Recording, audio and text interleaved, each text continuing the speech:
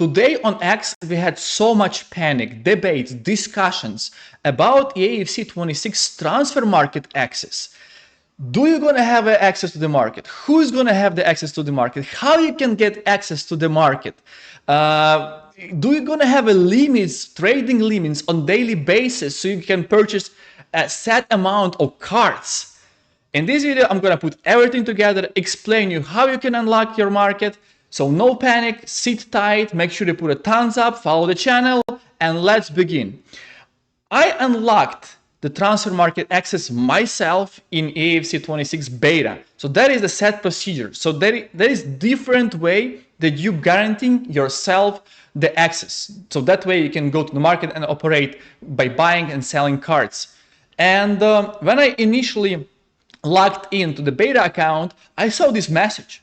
To access the transfer market, please complete on the way foundation objectives. So I saw like, wow, this is the big change. And then when I clicked view the objectives, I had Alphonso Davies as a face card, and there was like 4 sets of different type of objectives. So I said like, yeah, it's gonna be rough. And yeah, you see, please, the official message on the EFC 26 beta menu that yeah, go to foundations to access to the market.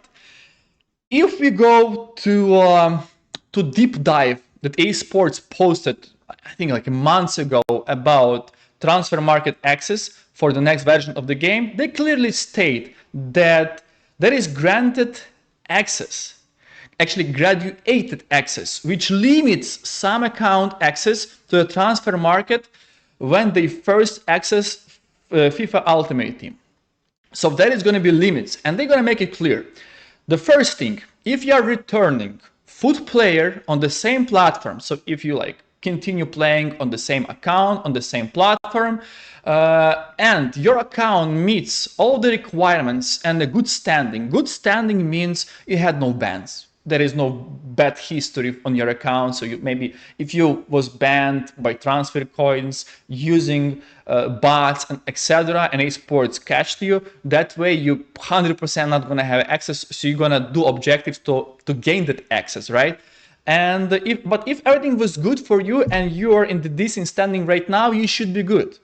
In my opinion, there is a slight chance that some of the people, dispute the great standing, great account history, would lose the access. I'm pretty sure it's going to happen to some of you unfairly, but you know, this is based on EA Sports words.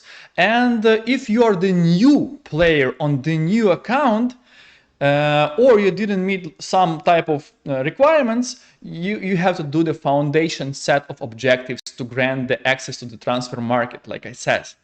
So, and this is new, you know, innovation from EA to make sure there is less bots, there is less people who, you know, breaking the rules and stuff like that. So, you know, EA is pretty much clear on that. The only thing was on beta, every single player who got the beta code, they had no access to the market. No one. Absolutely no one. And to gain that, you're supposed to go through specific objectives. And my account was from 2021, I believe. And I was surprised because EA stated like, oh, if you're like returning player, you should be good to go. But for beta, it doesn't count. If you see my club, it says August 2025. So every single person who had a beta code, EA Sports treated them as a new accounts. So regardless how old your account is, you was basically the newcomer. That's the story. That's how they view that point. And that's why everyone in beta didn't have a instant access to the market, right? And for me, it was kind of like, I took some time to figure it out. So there was like the 4 different type of objectives, which involves moments, squad battles, rush, division rivals, daily tournaments, and SBCs. So it divided by 4 different objectives. First one, new beginnings, venturing out, diving in, and the last one was on the way. And if you go over here and you can see all those objectives and how many, the amount of games that you must play to have access. to unlock it. The first one for new beginning, you're supposed to score 5 goals. You know, you can do it in one game. So let's count the games.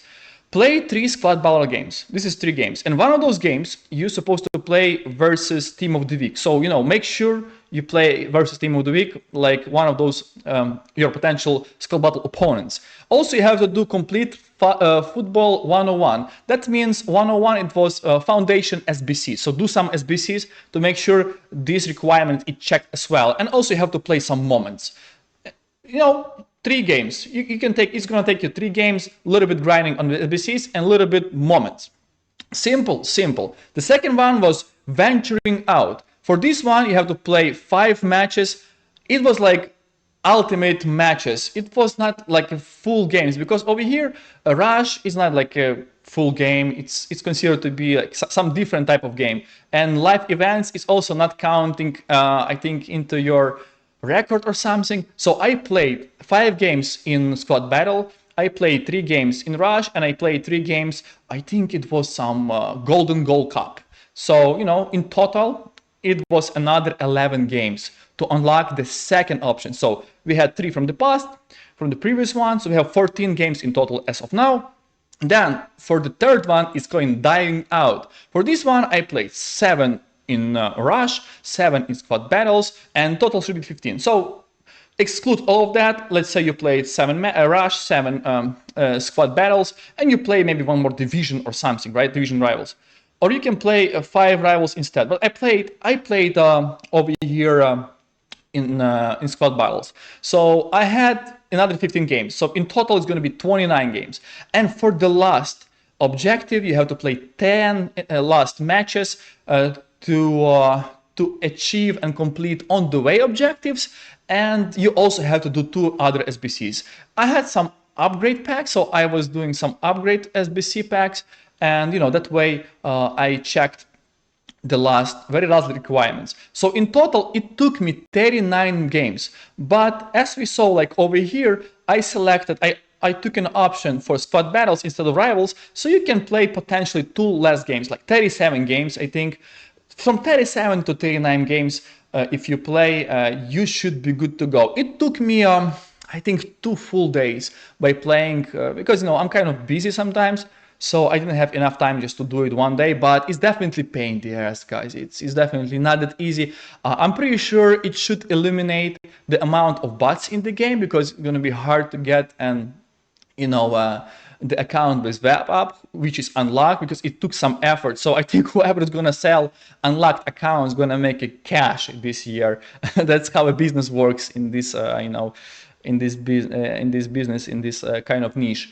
And the last thing that I have to mention, after I unlocked the transfer market, they put some restrictions. So they told me that I can perform only 8 buying actions in the next 24 hours. So I have 24 hours of restrictions. So I supposed to like wait until this like timer go off, until 24 hours passed, and then esports basically grant me the full access. This is the trading transfer market menu, which going to be official for EAFC 26, so you can definitely enjoy it. Yeah, but you know, just playing 2 full days to complete all the objectives, and then wait for another 24 hours, for another day, just to have a full access, full transfer market access, is definitely a step back for many traders, whoever has like who was banned in the past, or for the newcomers, whoever like just started their journey in the new version of the game, is going to be painful. Another question that I have to pick up, there is no changes about transfer market limit. You still have 100 spaces, like capacity wise. You can also bid on 50 cards, and in your storage you also have 100 capacity spaces. So you have basically all the same things that you had in the past. Yeah, but this is definitely the new one. And the last thing that I want to mention, it's about web app and companion app. This is the way to unlock it on the console. Is it gonna be correlated and directly affecting your web app and companion app? I'm not sure. This is gonna be the worst case scenario if you play those 37, 39 games in your console, spending all the time waiting for another like a day to have a full access because you are limited by 8 bytes, and then suddenly you have an access on the console, but you're still restricted and blocked or like on web app and companion app. So it's interesting to see how EA Sports going to implement those changes, but this is the all information that I have for you right now. So you can relax, everything is under control, and thank you for watching. Comments, likes, and follows. Have a good one.